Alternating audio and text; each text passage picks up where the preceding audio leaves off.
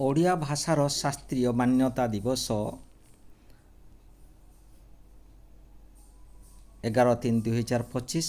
ରଚନା ଓ ସ୍ୱର ଶ୍ରୀ ଟିକେଶ୍ୱର ସାହୁ ଦେବଗଡ଼। ଶାସ୍ତ୍ରୀୟ ମାନ୍ୟତା ଲାଭ କରିଥିଲା ଓଡ଼ିଆ ଭାଷା ଆମର 2014 ସାଲର ମାର୍ଚ୍ଚ ମାସର 11।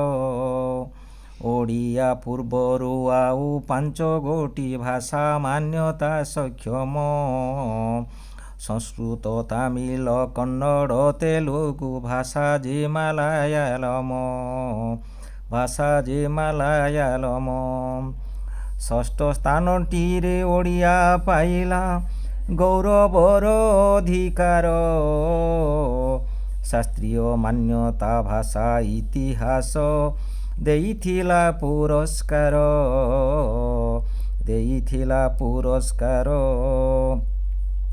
ସବୁଠୁ ମଧୁର ଆଉ ପ୍ରିୟ ମୋ ଓଡ଼ିଆ ଭାଷା,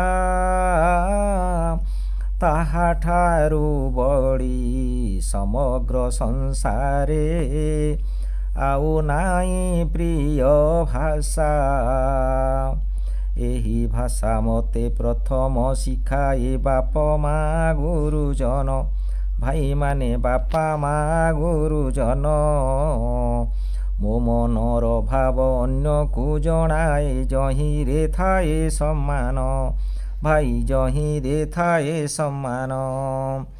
ଖ୍ରୀଷ୍ଟପୂର୍ବ 6ଠ ଶତାବ୍ଦୀ ପ୍ରାରମ୍ଭ ଠାରୁ ଓଡ଼ିଆ ଭାଷାର ଚିହ୍ନ ବର୍ଣ୍ଣ ଆଦି ହୁଏ ପ୍ରମାଣିତ କଥନ ଶୈଳୀ ଆଦିର। ଭରତ ମୁନିଙ୍କ ନାଟ୍ୟଶାସ୍ତ୍ର ଆଦି ଓଡ଼ିଆ ଭାଷା କଥିତ। କଳିଙ୍ଗ ଯୁଦ୍ଧରେ ପ୍ରଚଳିତ ଭାଷା ପୂର୍ବ ଓଡ଼ିଆ ବର୍ଣ୍ଣିତ। ବୁଦ୍ଧଦେବଙ୍କର ବୌଦ୍ଧ ଭିକ୍ଷୁମାନେ କହୁଥିଲେ ଓଡ଼ିଆରେ। ପ୍ରାଚୀନ ଓଡ଼ିଆ ପ୍ରମାଣିତ ହୁଏ ହାଡ଼ିପା ଶ୍ରମଣ ସୁରେ।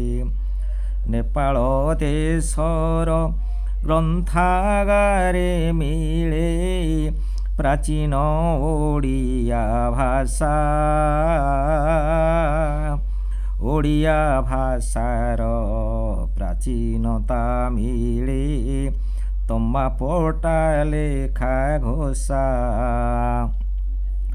ଓଡ଼ିଆ ପଛକୁ ଶାସ୍ତ୍ରୀୟ ମାନ୍ୟତା ମରାଠୀ ପ୍ରାପ୍ତ କରିଲା।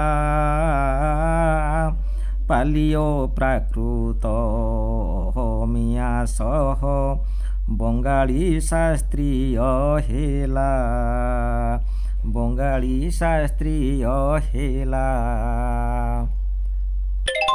ଓଡ଼ିଆ ଭାଷାର ଶାସ୍ତ୍ରୀୟ ମାନ୍ୟତା ବିଗତ 2014 ମାର୍ଚ୍ଚ ମାସ 11 ତାରିଖ ଦିନ ପ୍ରାପ୍ତ ହୋଇଥିଲା।